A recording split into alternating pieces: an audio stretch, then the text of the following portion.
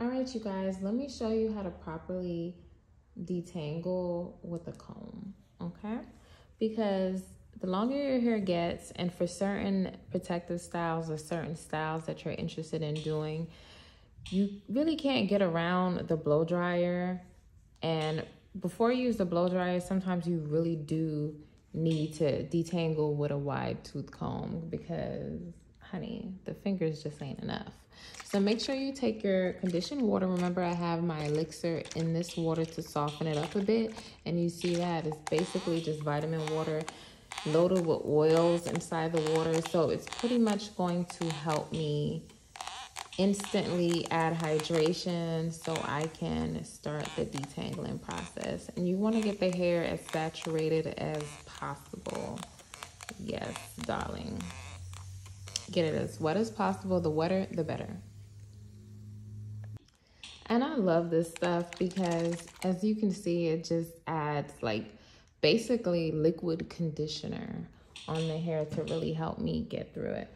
Now I'm going to be using my Detangler. This is the ultimate all-natural, chemical-free hair detangler for thick, coily 4C hair. It is literally the best. It's going to blast buildup, and it's going to also help remove knots and all that stuff. Now, it's a little solid right now because it's really cold in my house, but it's like a lotion consistency, and I just smooth that through. And a little goes a long way, but don't be afraid to load it up, especially if you're not really used to finger detangling. Then I just start the separating process, and I use my fingers to get out as much knots and detangle as much as I can before I use the comb, because we don't want to add any trauma.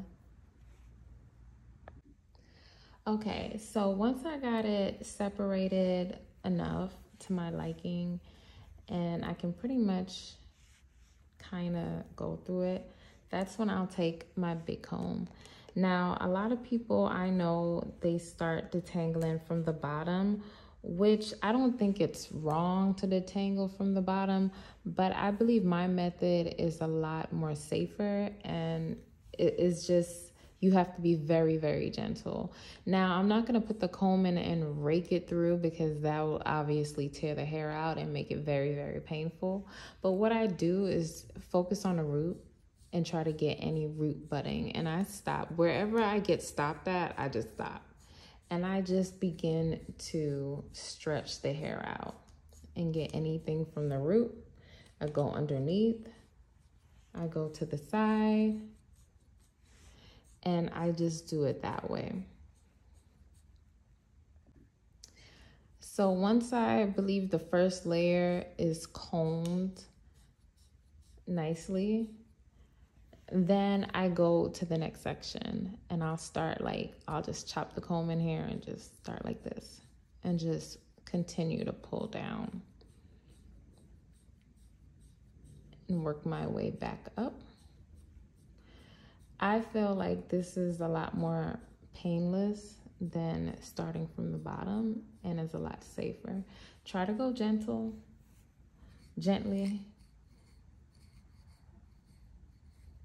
And then once you can't go anymore, you move to the next layer. And you're just raking down and pulling and stretching the hair out. And onto the next layer.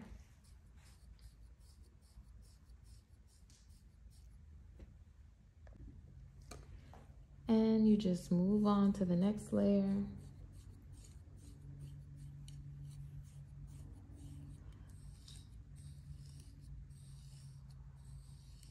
And you're able to bring as much naturally shed hair down as possible. And that's when I start gripping the hair and working on the ends.